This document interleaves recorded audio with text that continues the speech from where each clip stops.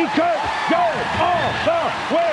Touchdown! Touchdown! Touchdown! The Bills make me wanna shout. Kick your heels up and shout. Throw your hands up and shout. Throw your head back and shout. Come on now, the Bills are making it happen now. Welcome to Unscripted Moments, a podcast about the Buffalo Bills. I am so glad that we are here doing a podcast about the Buffalo Bills. Steve, why don't you go ahead and tell everybody what's going on today? We are currently sitting in the tailgate lot 7 at Highmark Stadium for today's Buffalo Bills Denver Broncos wildcard weekend playoff game. So, Steve, how do we wind up coming to this game? I didn't think I was coming to any more games this year. After the game last week, I was just sitting on the couch, and my brother sent me a link to some tickets. He's like, hey, the tickets are pretty cheap for next week. And then he didn't want to come to the game, so I messaged Greg, and I was like, hey, Greg, we doing this? And turns out we're here. We are. I'm delighted to be back. It's snowy, but sunny and pretty outside. Yeah, we're looking at, with the wind chill, about -6 Celsius currently outside, which was probably like 24. I think it's about 25. Yeah, 24, 25 Fahrenheit. I'm not really sure. I'm not checking anymore. I'm just having a good time. All vibes.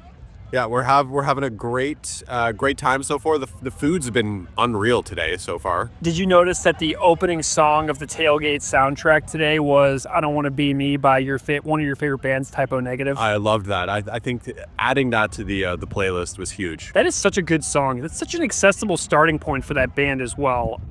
I think it's one of their most popular songs on Apple Music, which is how I kind of got hooked on it. But I've been really enjoying my Typo Negative experience, and to have them kick off the playoff experience for this Buffalo Bills football season is really nice. How are we feeling about the game today, though? I'm a little nervous. It's going to be harder than a lot of people want to admit, in my opinion. I think that the Denver Broncos defense has been quite good.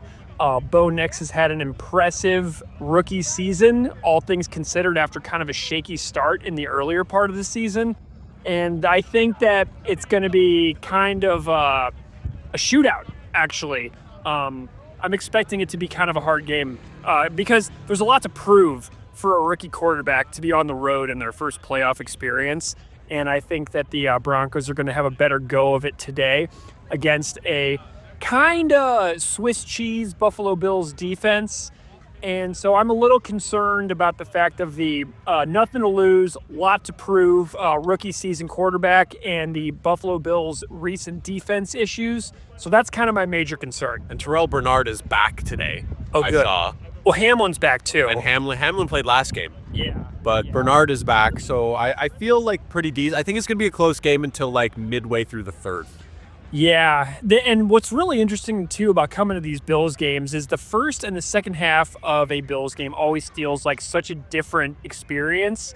There is a lot of different feel between a first half of a football game and a second half, so it's going to be, it's going to be a lot riding on the fact that they can come out and play two halves of football with consistent defense. I think is going to be the biggest issue because the offense has been fire for months now. They just got to not give up 40 points. Exactly. You don't want to have a game where you have to score 40 points to win the game. Exactly. And we often score 40 points and we do win those games, but if it's 42-38, you know what I mean? That's not a rebounding. 38 points to Denver this week poses quite the issue if they wind up playing Baltimore next week. Yeah. Because Baltimore will put up 100 points. So something else that's interesting is that you haven't been to a game since we recorded our 2024 end of year celebration episode. I have not, no. And so one of our award winners from that 2024 end of year celebration episodes is here, Stu,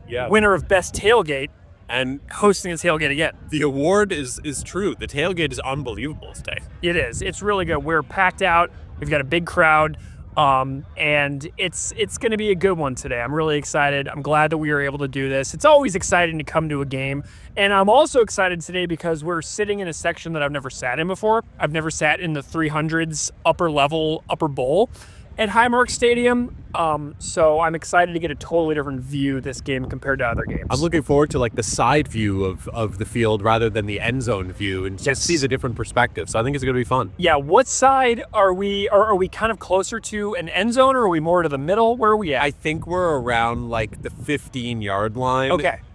Just to the right of where we normally sit. Okay. Oh, wow. Okay, cool. This will be a good time. Anything that you're particularly excited about for today? I'm so excited just to be in the stadium and just be part of this atmosphere because the tailgate is electric right now. Yeah. And I just feel like it's going to be bonkers in there. Something that I'm really happy about is that you and I together have experienced all 3 phases now of an NFL season. We did do a preseason game, which was, 28 Celsius, 80 something Fahrenheit outside. It was boiling hot. Yeah. Super hot. And we did that. And we hung out, and it was nice and peaceful. And then we did a regular season game against the Kansas City Chiefs, which we won, which was amazing. Which was a great time. And then we're doing a playoff game. So we've had a pre-regular and now a post-season experience together this year. Oddly enough, like when I had that mini meltdown at the beginning of August and I told you that I would never go to a Bills game, I've now been to 3 Bills games. I know, and it's hilarious too because since that has happened, I've actually been brainstorming doing a season ticket with you in the future. So we have a lot of plans in the works that are tentative at the moment, obviously financially contingent upon many variables in our lives, but the addiction is real. And it's fun to chat about music and stuff like we usually do, but this is also kind of a good hobby as well. And we're tapped into the cultural milieu of Buffalo, New York. When you come to a game and you experience this, it's very hard to not want it again because it's such a positive experience and everyone around. It's just like a family gathering without the stupid uncles of 30,000 people all around you. It's amazing. Yeah, coming to an NFL game in a city like Buffalo, which is, a very small city, you can drive across Buffalo, you can get anywhere in 15 or 20 minutes. That's kind of like what we're known for here is no traffic and being able to get anywhere you want to go in 15 or 20 minutes. And so there's not a lot going on here. We're not like an overwhelmingly social place with a countless amount of things to do like you would have in like a New York City or a Los Angeles or a Las Vegas or whatever, where there's things to do for days. I mean, this is like a massive cultural touchstone of this city. And so that's kind of cool to feel tapped into that and to feel like you belong, because I'm a transplant here and moving to Buffalo wasn't easy for me. And it took me a long time to kind of really adjust and accept to living here. And so to come to games like this really makes me feel like I'm a part of something that it matters to the people here. Well, as a cross-border commuter, it's wild to see the people from everywhere here. Like we were talking to people from Ottawa.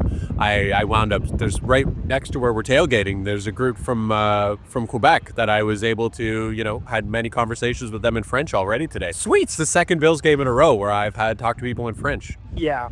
This is a regional powerhouse experience. So if anybody out there listening is like, why are you guys doing this? Well, it's because this is, a podcast about our friendship as well. And so this is what we do for fun in a place like Buffalo when it's the middle of the winter. We go to Buffalo Bills games. And so to be on a podcast about propaganda, which propaganda, sports lovers themselves, Todd does... He does martial arts, and Chris loves hockey very, very much. And I know Jordan loves hockey a little bit as well. So they're sports lovers. It's not completely irrelevant. And, we see the things like the military presences and the veteran honoring and stuff like that at these games. And so I still think about the music that we listen to whenever we come to games like this. But it's just nice for someone like me who isn't from here to be able to feel like I'm part of something that has existed for a long time, long before I ever moved here, and is important to the people here. It makes me feel connected to them. Yeah, it's such a great experience. Recommend it to everyone. Yeah. And I figure we've done about 9 minutes now. Let's recap. We'll be back after the game. Awesome. Well, maybe we'll do a little bit of a halftime from inside the stadium as well. All right. Be back later. Bye. Shout it right now, baby. Come on, come on. Come on and shout. listening now. We're on the move now. We're live from the middle of nowhere. All right. Well, we are kind of in the middle of nowhere, but we're in Orchard Park, New York, and we're here for another pregame segment of this special Unscripted Moments, a podcast about the Buffalo Bills special tier.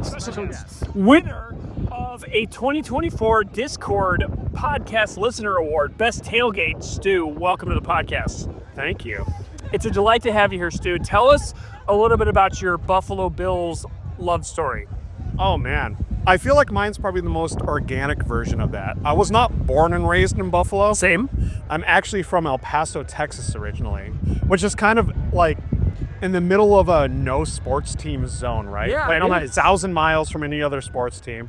I had a lot of people telling me I should be a Cowboys fan, which I rejected as a kid because, I don't know, there's something very unlikable about the Cowboys, right? If you like the Cowboys, you're kind of a dork, right? Yeah, and also the idea of like liking Cowboys as a concept in general, not just the football team, but Cowboys, period.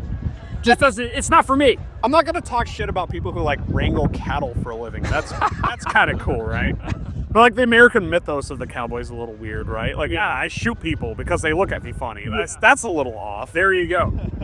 But I moved here in 2001, and I've lived in Buffalo for the majority of my life now. So I'm definitely a Buffalonian by like osmosis, right? Yeah.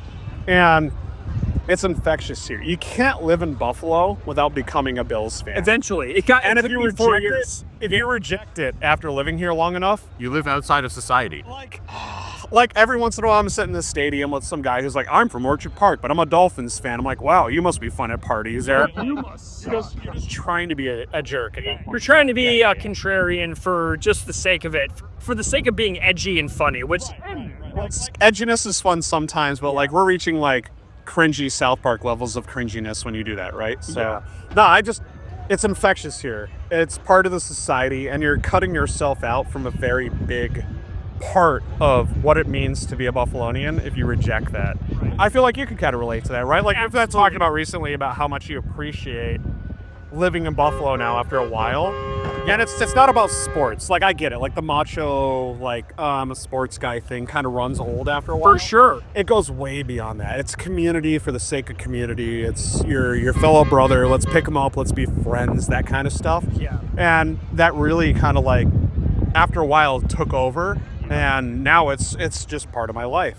Good or bad, I'll be a Bills fan forever. It's kind of like you just kind of described the ethos of being in the pit at a punk show.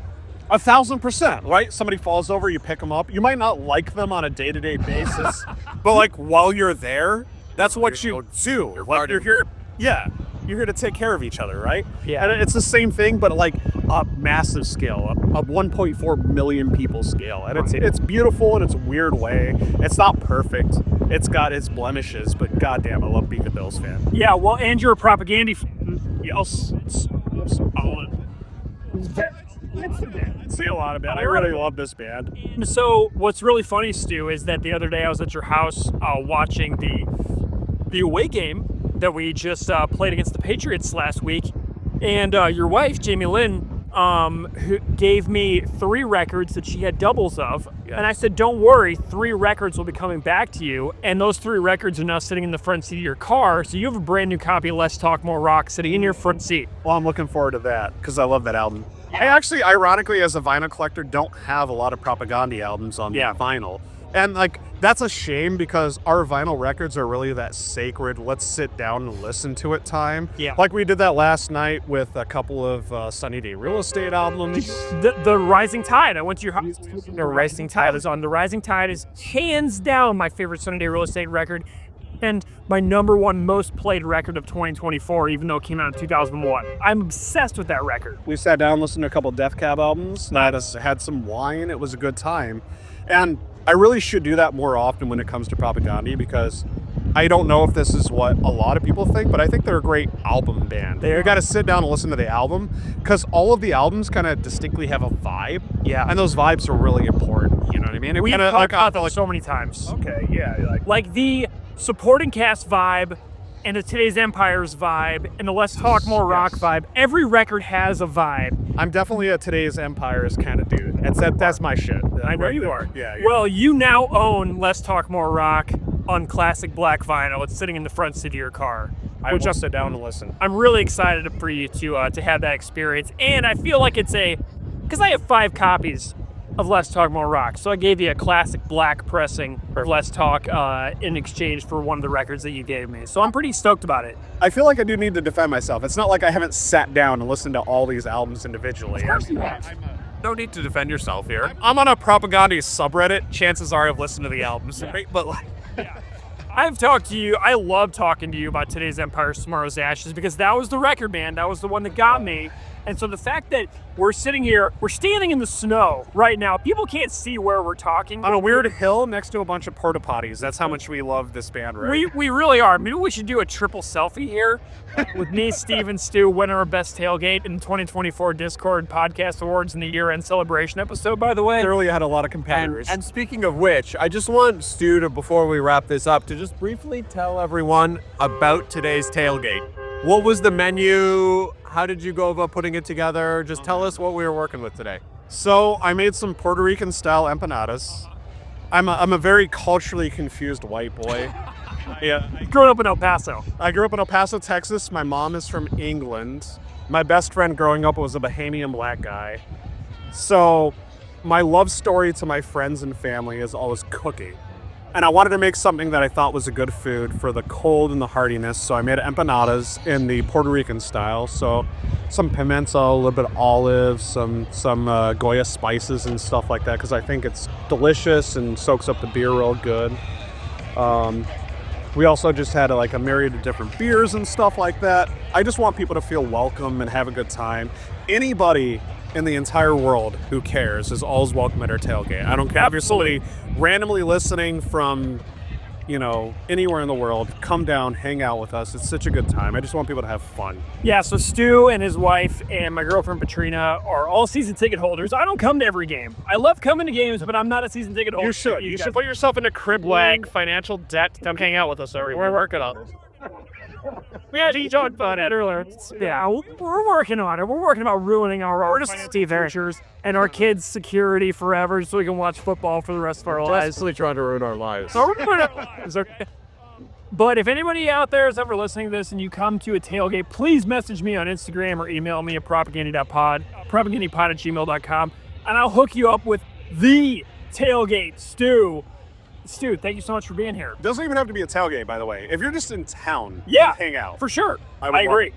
One of my favorite things about the podcast is having people show up in town, go out to lunch. It's happened many times. So it could happen for you. You can hang out with me, with Stu. If you come to Buffalo, let us know if you pass through town on your way to Toronto or somewhere else. And we're here. Stu, thanks, man. Thank you. If I disagree with you on any music tastes, I will challenge you to an arm wrestling match and a display of toxic masculinity. It will be good. Okay, you guys have to arm wrestle right now with no table. Go. 1, 2, 3, go. And who's going to win? Oh, Stu wins. All right, Stu wins the tailgate that was officially challenged to on the end of your episode. Thanks. And for talking shit about Offspring. Yeah, go. Go Bills. Let's do the Bills are happening now. They're making it happen now. You got the spirit, a lot of spirit, yeah. You got the spirit. Just watch it happen now. Hey. All right, we're back. back. End of the Buffalo Bills versus the Denver Broncos. Denver Broncos. Bo Nix versus Josh Allen shootout. Didn't really turn into as much of a shootout as I was anticipating. What about you, Steve? Yeah, it was a pretty slow first half. Second half really picked up towards the end. The Bills kind of got rolling, but overall, I mean, it was an unreal game. What did you think of our high up seats? I loved the vantage point from the 300s. I like seeing the field from the side perspective, which is the end perspective. I felt like it was better in that you could see more of the game at both ends of the field. Yeah. But the end zone perspective provides you with the holes that you see the running backs go through, which is different as well. So yes. Yeah. I felt like today was more of a television vantage point. So today it felt like I was watching more of what I see on TV without the commentary, and instead me just being yelling at the refs and, providing my own color commentary, which is often extremely foul. And so today felt like I was watching TV, but commentating to myself in a lot of ways, which I'm sure, people around us are like, oh my God, this is a little sketchy, but it's fun for me, And the 300 level, the people in the 300 level were awesome. They were very peaceful. It's a little different vibe than what we experienced a couple other games this year in the end zone, where it's very vocal, very loud, very foul in the end zone. I think that there's a sort of vibe that you have to kind of pick up on the different sections of the stadium. And so today we were in a little more of a family-friendly area compared to what we're used to in the end zone, which was kind of a funny little adjustment for me because I've only ever seen games in the very foul end zone area. I was missing out on the Stone Cold factor though. Stone Cold not being there was a bit of a bummer, but you can't have everything. We did send him a photo, so hopefully he received our message. If you don't know what Stone Cold is, please go listen to our first episode where we went to the Kansas City Chiefs Buffalo Bills game a few months ago, because we described in great detail about the composer of Section 121, Stone Cold Steve Austin, in his leather vest. And so we had a good time though. We were up in 315. We were 5 rows from the top of the stadium. Yeah.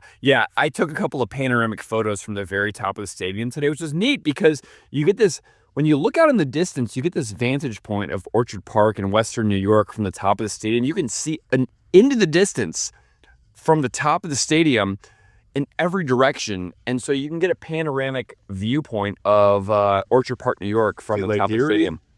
You can. Yeah, because whenever I pointed out to you guys, like you see those windmills over there, you are looking at just north of Woodlawn Beach State Park, which is where my daughter and I go to the beach every single summer on Lake Erie, where there is a windmill farm, a wind farm there to create energy for the region. So you could see the lake, and we were way up high, and the weather was incredible, and it was it was kind of a great day, Overall, it was an unbelievable experience. Really, really jazzed about this last-minute ticket purchase to get to this game. Yeah. Seeing a playoff win is awesome because these games are one and done. If you lose, you're done. Like the Denver Broncos, like their season is over. See ya. You know what I mean? They're done until next year. So they're all flying back to Denver now to go back and figure out what's next for them for next year, figure out where they went wrong on this game, review some tape. And we are now, who do we have next? The Ravens? Baltimore Ravens. Yikes. That's a little scary. They just put the smackdown on the Pittsburgh Steelers. They put the smackdown on Buffalo earlier on in the year. They did. They were one of our only losses of the year when we were at full strength, essentially, like playing our starters. We did a lot of injuries and we were on the road. But that Ravens loss definitely stings a little bit considering we're facing them next because Ravens are not going to lie down. No, but it's in Buffalo, the game, so that's at least good. Mm-hmm. Having that higher seed is a real benefit. And for those listening, there is a 0% chance that we will be at the game. We're not going. Yeah. 0%. Yeah, I mean, by the time you hear this, we may have already gone to the game as it was. Or the game may have already happened against the Ravens here in Buffalo. So you all may know more than we do, considering we just left the game 15 minutes ago. And we are now kind of sitting in traffic, waiting for the traffic to clear a little bit before we, drive down Abbott, which is one of the main roads departing from Highmark Stadium here in Orchard Park, New York, where the Bills Stadium is. We're just kind of chilling, hanging out, waiting for the traffic to clear. We do have a special guest in the car with us here. We have Alan, who came to his very first ever Bills game today. Alan, what was your experience coming to this Bills game? It's fantastic, Steve. Fantastic. The beautiful people of New York, upstate New York, fantastic. I've never met friendlier people. I felt so welcome. I cannot say enough about those folks, and what a weather expectation. I mean, I came ready for Snowmageddon. I was overdressed, but I did have my sunglasses on, and I'm proud to say I had those on and you guys didn't. And you got to meet Best Tailgate Stu. Oh my God! What a great adventure! The tailgate in the main parking lots close to the stadium. Fantastic. A tour around by Steve gave me a good perspective of what it was to see all of these guys enjoying a great day out. And again, so welcoming, so fun, so entertaining. I'm so happy I got to do it. Well, and what's cool too is that on the way out, we saw some Denver Broncos fans in the stands. We were up there, up high, where kind of the visiting section people tend to sit. Our tickets are listed as visitor section, but obviously it's Buffalo, so it's like there's no such thing as a visitor section in this stadium. But a few people on the way out were like, you guys go win a ring, and we're like, all right, let's do this thing. So good vibes all around, across the board. I think that Denver has a lot to be proud of with regards to their brand new rookie QB, Bo Nix. I think that they have an amazing thing going in Denver, which is awesome. I love that Denver made the playoffs for the first time in a lot of years, because we here in Buffalo know what it's like for a team to not make the playoffs for a lot of years in a row. We are one of the most epic playoff drought teams ever. So it was awesome to host the Broncos. The people who were here to root for the Broncos were kind, polite, lovely folks, and I have nothing bad to say about today's game. It's nice that we won. I'm glad to take away the W, but it's a home game, so it's kind of like, come on, man, let's bring home the win. And we were very welcoming to the Denver fans in general. Yeah, even there was a Denver Broncos fan. He must have been, I think he was 5 years old. And in the tailgate, he had a sign that said, 5 years old, my first NFL game. His birthday. And his birthday today, 5th birthday. And the amount of Bills fans that were running up to this 5-year-old Denver Broncos fan and high-fiving him and wishing him a happy birthday was awesome. Yeah, that's what we do here, man. You know, that's one of the most important things. Like, if you go on, like, Reddit and stuff like that and read NFL subreddits, you'd think that, like, Buffalo Bills fans are a certain way. But in my opinion, we are pretty kind and pretty welcoming and pretty hospitable. So I would like to think that anybody out there listening could appreciate that if they came here as well. So if anybody out there listening is an NFL fan, please come hang out, because I think that you'll have a good time. Oh, you're going to have an awesome time. It's a great experience coming to the games here. Well, we are about to hit some traffic here. We're going to pull out of here. So, Steve, any other takeaway thoughts on what's going on here today for the wild card game? Buffalo Bills versus Denver Broncos here in Orchard Park, New York, here in this January of 2025. I just want to shout out to that giant Curtis Samuel touchdown. That was so gorgeous. Josh played awesome. T-Bass played great. T-Bass was great. He nailed every single one, every kick. Overall, it was a great team game. Yeah. And zero PIs the entire game. I love that it wasn't ref ball until about the fourth quarter. There were a lot of flags near the end of the game, but I was very relieved that the game was so devoid of, nonsensical referee interference. I feel like it gets a little bit extreme a lot of the games in the NFL. So I was glad that today was kind of like, let these boys get out there and just do their thing. So I also loved that Curtis Samuel touchdown. I've been waiting for something huge like that from him all season. And if I had to wait until today to get it, I'm good with it. And I think that the Locked on Bills podcast tomorrow with Joe Marino is going to be very complimentary of that Curtis Samuel touchdown, because he has also been waiting all year for such a cool touchdown from Curtis Samuel. So huge shout out to Curtis Samuel. Huge touchdown. Big dubs. I'm very stoked right now. Another cool was the Josh Allen 4th and 1 touchdown pass from, I think it was like the 15 in the third quarter there. Yeah, it was a pretty clutch, man. And then the 2-point for Keon Coleman after was also unbelievable. I love that, man. That was a very gutsy decision to go for 2, because when you're up, it's like, let's just take the points, because when you score a 2-point conversion, you're essentially doing 2 touchdown drives in a row, which is super annoying to consider when you don't get it and then you walk away without that 1 point. So the 1 point extra point on a touchdown, so much easier and straightforward to obtain, but going for the 2 points and missing it is so bitter and disappointing when you don't get it. So I was very, very happy that they walked away with that 2 point, that 2 point conversion after that touchdown, because it's just such a gamble to go for it, because you essentially have to score 2 touchdowns in a row, and that is not easy to do. Yeah, no, overall, it was awesome. Super jazzed. Pumped about the big dubs. Big dubs. Massive. And yeah, we'll see how things go next week. I just love the fact that we're not the Steelers. Like, you know what I mean? Like, the Steelers have lost 6 playoff games in a row. Yeah. And we have not. We won a touchdown. I mean, we won a playoff game this year, regardless of what happens with regards to getting to, like, the big thing.